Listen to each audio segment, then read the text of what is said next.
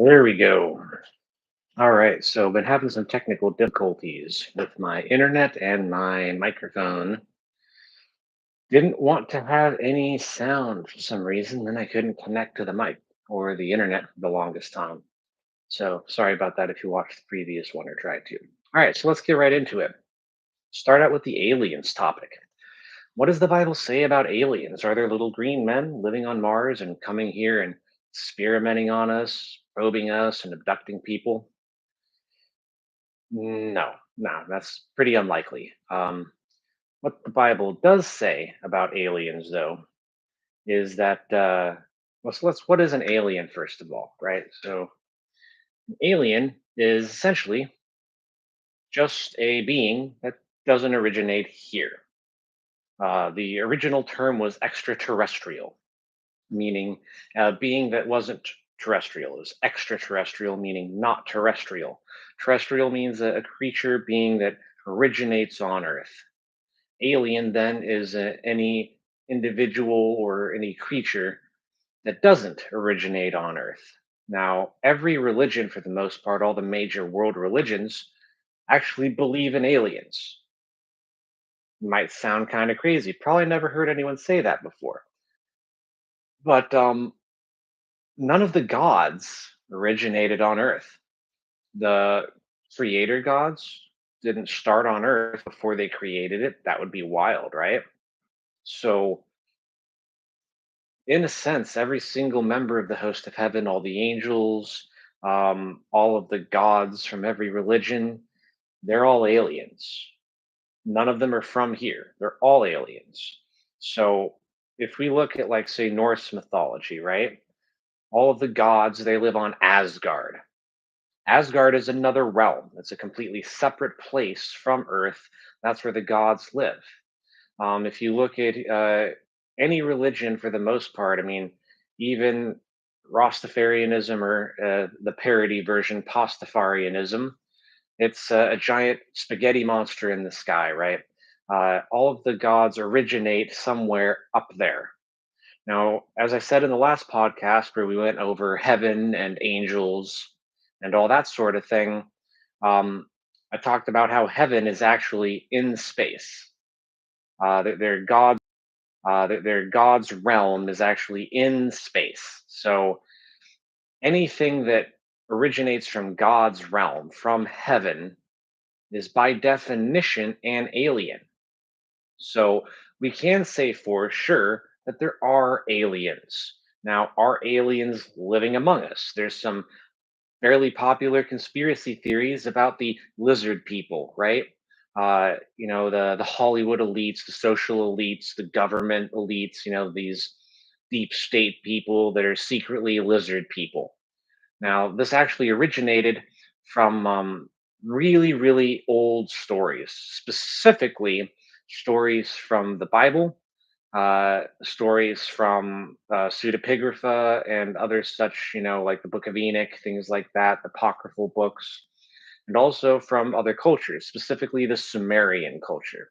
In Sumer, there's a story about these beings that were these dragons or lizards that came to Earth and taught people all sorts of stuff and were worshipped as gods and kind of ruled. They were called the Anunnaki.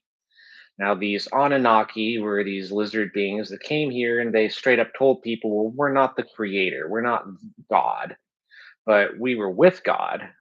We were with him when he created. I mean, we were there, we know a lot of stuff, and then people started worshiping them, and that's kind of where this whole concept of lizard people came from. So let's get into the whole lizard people thing for a second. The whole lizard people idea would infer that there are, in fact, flesh and blood people or actual aliens living here as people interacting with the world. They are not human, or they're some sort of human alien hybrid, right? So I don't necessarily think that's real. Um, it wouldn't surprise me if there were people trying to modify their own genetic coding to try to make themselves, have more lizard-like qualities. Lots of people, will split their tongue down the middle so they have the whole forked tongue thing. Honestly, it looks kind of cool, but I don't think that really makes you a lizard person per se. I don't think that's a. There's a lot of conspiracy theories that I fully subscribe to. That is not one of them. The whole lizard people thing sounds a little bit too far fetched for me. Now, are there people who are involved in really weird shit? Like Diddy parties or sort of weird cults and things that are social elites or people in Hollywood or the government? Most definitely, 100% believe that wholeheartedly. I think there's even a substantial amount of evidence that does suggest that that's real. I mean, just look at the whole Epstein Island and Diddy thing. You know that there's little secret organizations and societies. It wouldn't surprise me if there's some that dress up like lizards or worship lizards or dragons or something to that effect. And it wouldn't surprise me if some of the beings they worship actually do interact with them. I mean, the whole Bible talks about these other gods like Baal and Moloch and all these other beings, Dagon, that were actually interacting with people. I mean, with the story of Moses, you have these Egyptian sorcerers that were actually doing real magic. They were getting this magic from somewhere, right? They were learning it from somewhere. It wouldn't surprise me if they were getting it from some of these, dragon or lizard entities necessarily, but that doesn't necessarily mean that there's aliens living among us. I don't know if I really buy that so much. It makes a lot more sense to me that it's just the government blaming all of these abductions and probings and things on aliens because that's a good scapegoat. We know that the government has been abducting people without consent or knowledge of the general population for decades. They've declassified, the MK Ultra experiment records and things like Project Midnight Climax, and they were experimenting on people without their permission, secretly. So if I were the government abducting people, it'd be really easy to just blame it on aliens. We also know that they've admitted that they have technology that's have advanced holographics. They can create images like in with plasma, basically just these images in just open air. So a lot of these, UFO type stuff, I think, is mostly just it's either super secret government stealth tech type stuff, just high technology that they haven't talked about, or it's some sort of holographic projection or something. I don't think that there's aliens coming here. I don't think there's little green men on Mars that are coming here and abducting people or probing them. Um, but there is a lot of evidence that aliens do come here. I mean, if you go and read the book of Ezekiel, for example, in the Bible, it talks about this craft, this structure with all these different rings that are kind of spinning around. It's kind of like a heavenly chariot, the way they describe it, and it's being pulled, you could say, by these four beings, which are the well-known throne guardians. They're called the seraphim. Um, that sounds like a spaceship. I mean, if you've ever read that in the book of Ezekiel, it sounds an awful lot like a spaceship. I mean, I don't know what else you would call this ship-like thing that's coming through space. I mean, that's a spaceship, okay?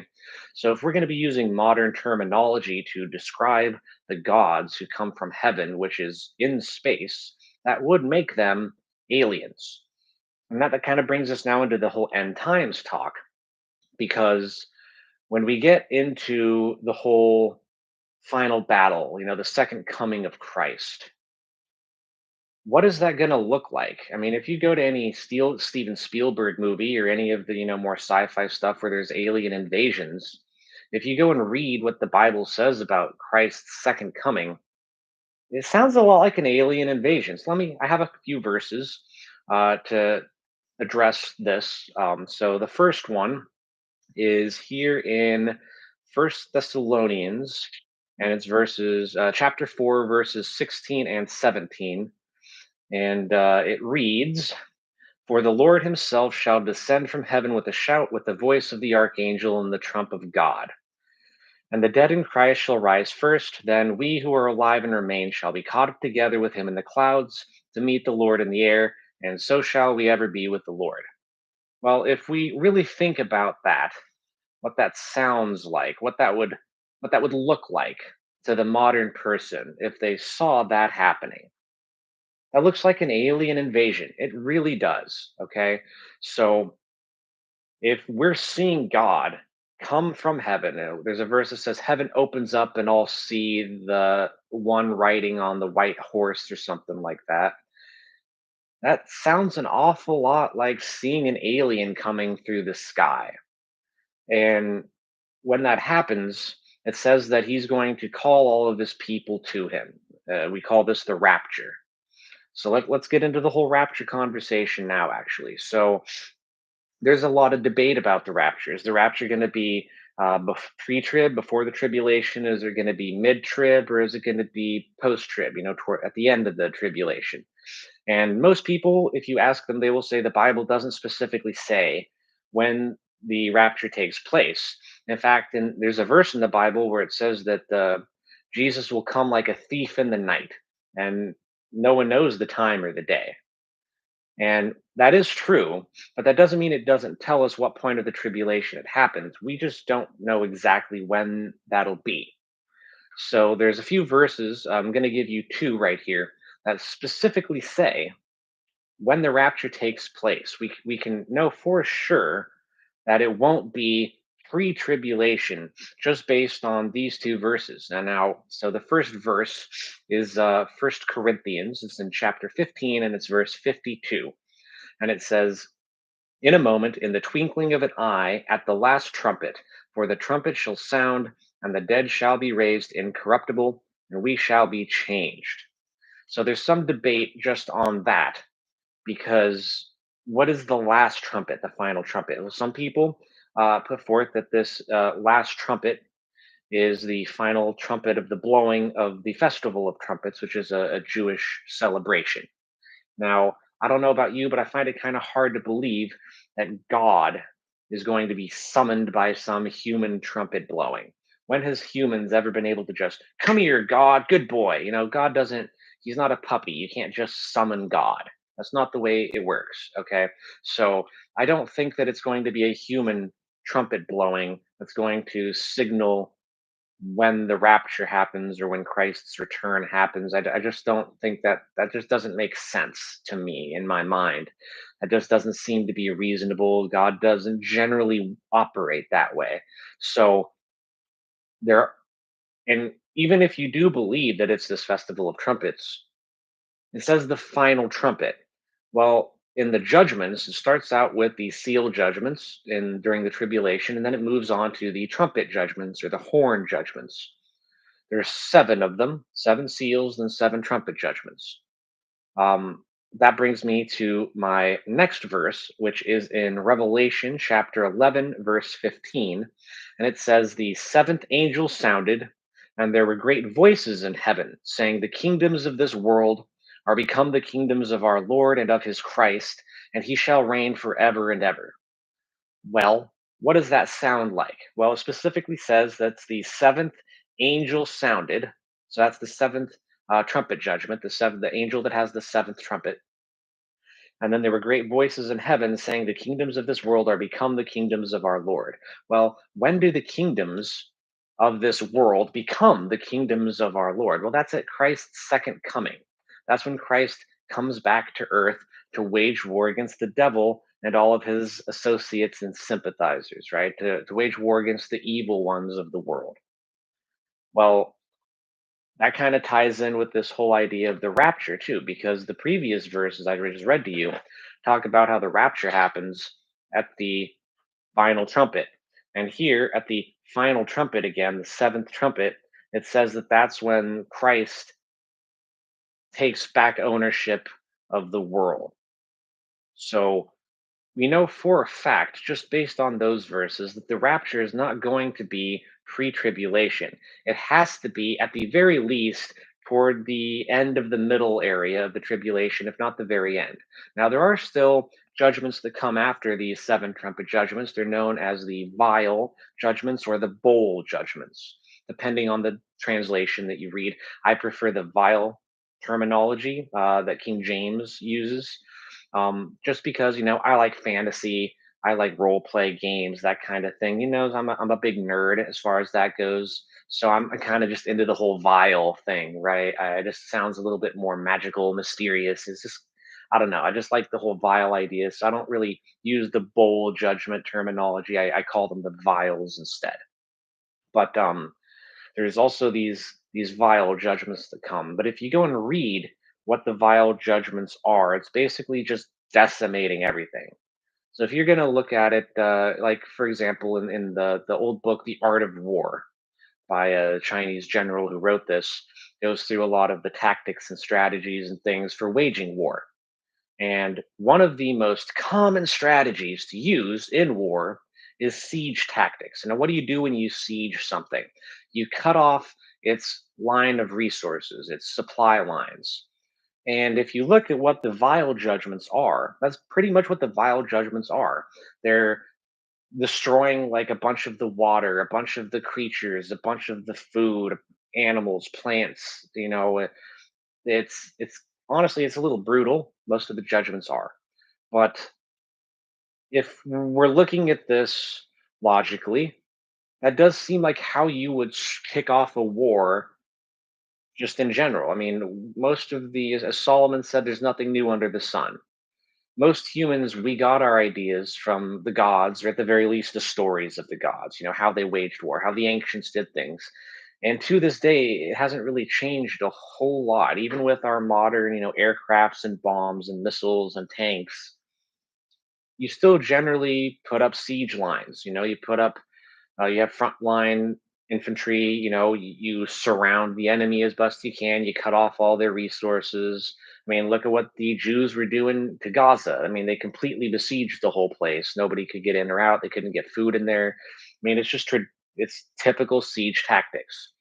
Why would God do anything different? I mean, if it works, why mess with a good thing? So it just makes sense to me that if I'm looking at Christ's return, the second coming, well, from modern terminology, what does that look like? Well, Christ would come down, looks like an alien coming here, and then he's going to summon all of his armies to him. So the hosts of heaven come along with him, and then we who are alive and remain are caught up together with the deceased believers in the sky with Christ. So we go up to meet him as he's coming down. That's what the rapture will look like.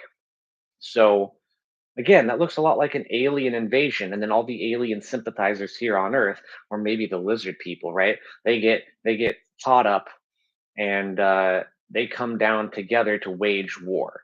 Now, I feel like as that's going on, is when the vile judgments are happening. Because again, if you go and read it, it seems like just from the way it's worded, it doesn't explicitly say it, but it at least seems to me like when these vile judgments are happening, it happens very quickly. It doesn't.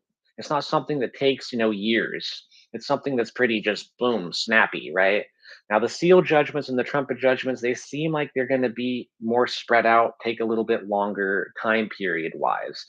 But I don't really get that same feeling from the vial or bowl judgments, which leads me to believe that Christ's second coming is going to be real quick.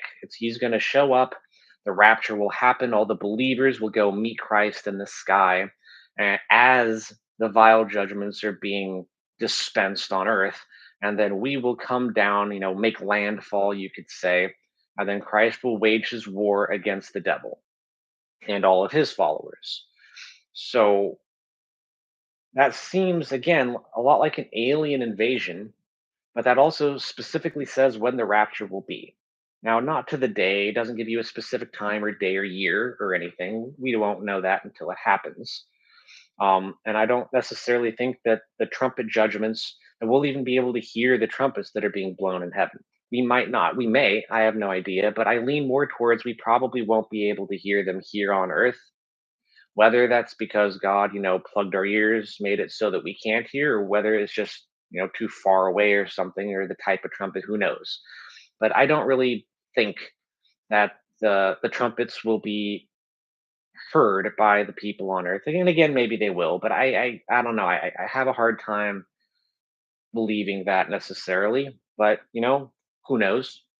But either way, we know that the rapture doesn't happen until the final trumpet, and we know that there's no trumpets after this seventh trumpet. That there's no reference in the Bible anywhere about any trumpets being blown after the seven trumpet judgments. So after that seventh trumpet is blown, there's no reference of any trumpets happening. And are people still going to be, if it is the tribulation? So if you do believe that the rapture happens pre-trib or even at the midpoint. By the time that seventh trumpet judgment comes around, are there going to be any Christians here doing the festival of trumpets? Probably not.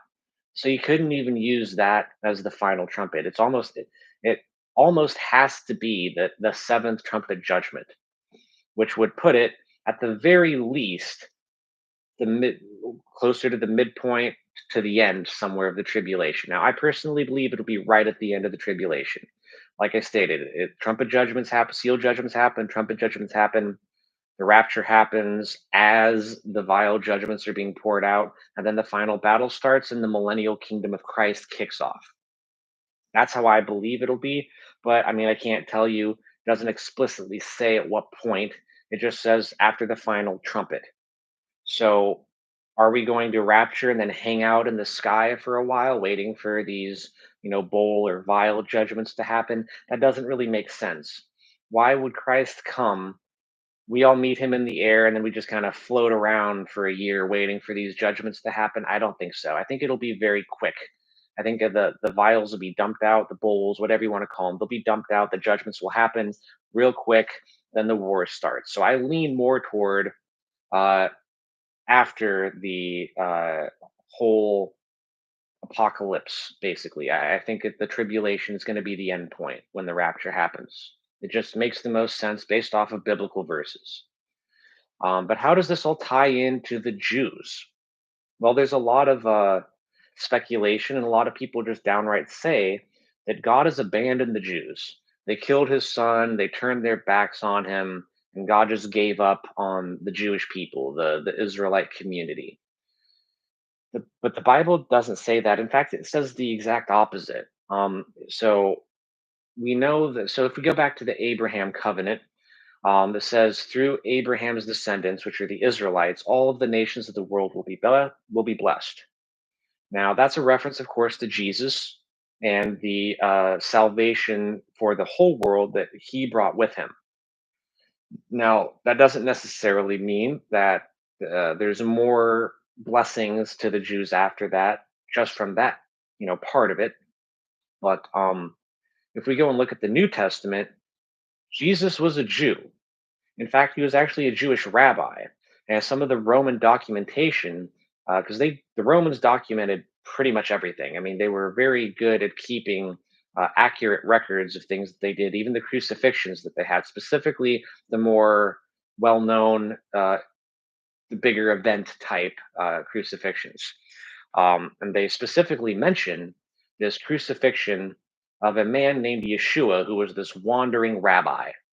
And you can even just go do, a quick 30-second, 5-minute Google search, and you will find out very quickly that no historians are really debating whether or not Yeshua ben Yosef, known as Jesus in the Bible, was a real person. There's really no debate. There's loads and loads. There's tons of evidence supporting that this person was a real person who existed. There's actually more documented evidence that Jesus was a real person existing on Earth than there is about Nero, who was a Caesar of Rome. There's more biographies. There's more writings. There's just more, not only just written evidence, but physical evidence that he existed than there is that Nero existed. But nobody doubts that Nero existed based on writings and statues and things like that. But there's 10 times more of that about Jesus than there is of really any Caesar in all of Roman history. So again, and don't just take my word for it. Never take my word for anything. Look it up yourself, do your own research. But it just there's really no debate at all. Jesus was a real person. So then the only debate is he who he said he was? Is he God? Was he the Son of Man? Was he God in human form? That's what's debated, not whether or not he was a real person who lived and breathed and died. That's not debated. What is debated was he is he God? That's the debate. Now, I personally, of course, believe that yes, he was God. He was the Son of God in human form. He came to earth. He was man and God simultaneously. Fully believe that. Okay. So then it really just comes down to what does that mean? Well, if Jesus was a wandering rabbi, and the New Testament talks multiple times about how he was preaching in the synagogues, he was an actual rabbi. He would stand up at the Judaic mass, when the Jews would gather for their holy services. He would actually stand up in the synagogue and do some of the biblical readings, some of the readings from the Torah and stuff. So he was like a preacher, and he wandered around. So the story from the Romans of this wandering rabbi that was crucified, it ties in perfectly with who Jesus was as a person in the Bible. We know that he was a teacher. We know that he would always go to these synagogues and preach and teach the word of God. And then he would get into these very heated debates with the Pharisees, just arguing over what the law means, how you translate it, how you think about what God was trying to say through his prophets, right? It wasn't so much that they didn't think that he was a Jew, they thought that he was blaspheming and misreading the word and making unfounded claims. But really, the Pharisees were the ones doing that, not Jesus. But you make up your own, decisions on that. But the Jews were not abandoned by any means. They're blessed. They were still the chosen people of God. In fact, Jesus says to his disciples, "Spread the gospel to everyone, to the Jew first, and also to the Gentile." If God had abandoned the Jews, I mean, Jesus knew the Jews were going to crucify him, but he still told his disciples to spread the gospel to the Jews first. In fact, none of the 12 apostles, well, Judas can kind of be excluded in that, but none of the original 12 apostles were really all that emphatic on spreading the word to the Gentiles. They did, of course, some of them, but not nearly to the extent that Paul did. So he came later. I think Jesus, I think, was already dead by the time that Paul converted. Um, but Paul made it his life's mission to bring the gospel to the Gentile nations. But Paul was a Jew. He was a Hebrew man. He was a Jewish person. He was also a Roman citizen as well, but he was born a Jew and he was a practicing Jew. In fact, he was one of the best of the Pharisees. He even says that he never broke a single law of the Torah, according to the Pharisees, the way they interpreted the law. He never broke a single one. And he was instrumental in hunting down all of the Christians, all of the followers of Yeshua, on the road to, I think it was Emmaus, when he was riding on a donkey on his way to go arrest or kill some of the Christians, some of the followers of Jesus. When he had his whole, the donkey started talking, he goes blind, and then he eventually, becomes a follower of Christ. So he was a Jew at the time. He was like Jewish police. He was like a holy priest cop, basically. But he was a Jew. Okay, all of the Christian churches, the early ones, were started by Jews. Now, when Paul started these churches, he didn't stay there and lead the church. He moved on and he would leave the people, usually Gentiles, in charge of those churches. But so they were Gentile churches, but the Hebrews, the Jews, were the ones who actually spread the word of Christ and Christianity. It started with the Jews. They were not abandoned. The Christian church did not somehow replace the Jewish church. In fact, the Bible talks multiple times about how, I am the vine, you are the branches, and then he talks about how we've been grafted into the family of God. Well, if you know anything about grafting, you take like a cutting, like a limb off of a tree, and you cut a limb off of another tree and put the second limb in the place of the one that was cut. And that's what grafting is. Well, the limb that you graft onto this tree or plant, it's not another tree, it's part of the same tree. So in a sense you could say that we as Christians are Jews. Now if you tell a Jew that, they will probably get mad at you, because there's a lot of culture, a lot of heritage, a lot of historical things that go along with the title Jew. It's not just a culture and it's not just a religion, it's a combination of both of those things. And there's a lot of kind of baggage that goes along with that. Now, any Christian can convert to Judaism, but the process of that involves either being circumcised. If you're a more, staunch, Orthodox type rabbi, you would have to, even if you're already circumcised, when I was a baby, I got circumcised by a doctor. But because I wasn't circumcised by a moil, I didn't go through the religious and cultural ceremony that the Jews go through to become a Jew.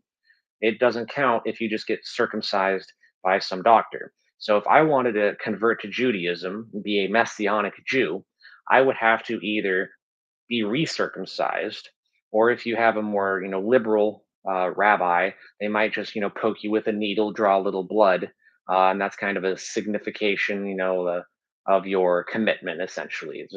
But a lot of them will actually require a second circumcision as an adult if you want to convert to Judaism. Now, I'm not suggesting that you as Christians convert to Judaism. In fact, I would say that that's kind of unnecessary or even potentially harmful. Not the circumcision necessarily, but it's almost denying the gift that God has given you as a Gentile believer. As it says in the Bible that the Jews will become jealous of the Gentile believers and their relationship with Christ, and that will actually turn a lot of Jews back to God. Some of the Jews that have, turned their backs on him, worshipped other gods, or just gone their own way, a lot of them will see the relationship that we as Christians have, and they'll be like, "Oh, well, I'm jealous of that. I want that," and they will come back to God through us. Well, if we convert to Judaism, how's that going to happen? Now, I'm not saying you shouldn't. If you feel called to, convert, by all means, convert to Judaism. Just know what that entails. Maybe do some research, because it should potentially be very painful. But this this is all just to say that no, God has not abandoned the Jews by any means. They are still his chosen people. And even in Revelation, it talks about a great coming back. There's going to be the whole of the Jewish nation, not everybody, but a large number of them are going to come back and start worshiping God again. In fact, there's this, it talks about the 144,000. There's, I think, 12,000 from each tribe of the 12 tribes of Israel. There's going to be like 1,200 to 12,000 uh, Jews from each tribe that come back, and they're one of the key points in Revelation. So if you think that God abandoned the Jews because they killed his son or for whatever other reason, that kind of takes away from what the Bible actually says. It's not biblical theology, it's not sound theology. And I would suggest that if you think that the Jews have been abandoned by God, you really start reading the Bible. If you can find any verses in the Bible that you think show that God has abandoned the Jews, by all means, leave it in the comment section. I'll be happy to discuss that. But so to wrap up, kind of summarize the podcast, are there aliens? Most definitely. All of the gods, all of the angels, they're all aliens. They're not from here. Are there little green men from Mars coming here and probing us and abducting us? No, I don't. I don't think that's a thing. 99% sure that that is complete nonsense, that the government is just using them as a scapegoat. Have the Jews been abandoned by God? Most definitely not.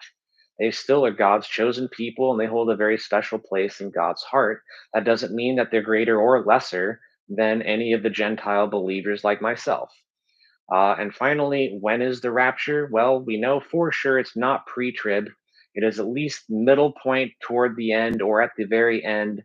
It is not pre tribulation. Anyone who believes the rapture is pre tribulation, find a Bible verse that backs that up.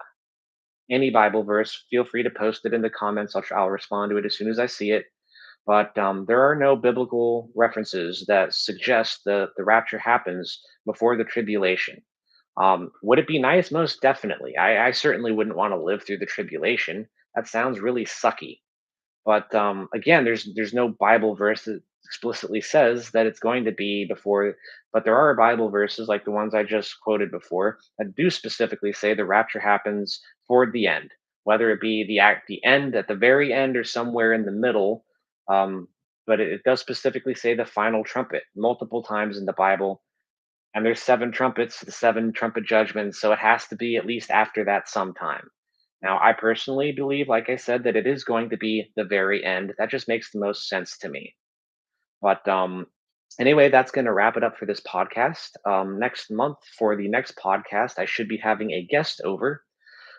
He recently started coming to our church here a few months ago. And several weeks ago, he was actually a guest pastor and did the sermon, and it was quite moving. And I would like to hear more of what he has to say, hear some opinions from him, ask him some questions. Hopefully, we'll have some good conversation. So, if that interests you, tune into the next podcast. I have no idea how long it will go. We'll just have to see where the conversation takes us. But I will see you guys next time, and may God be with you all.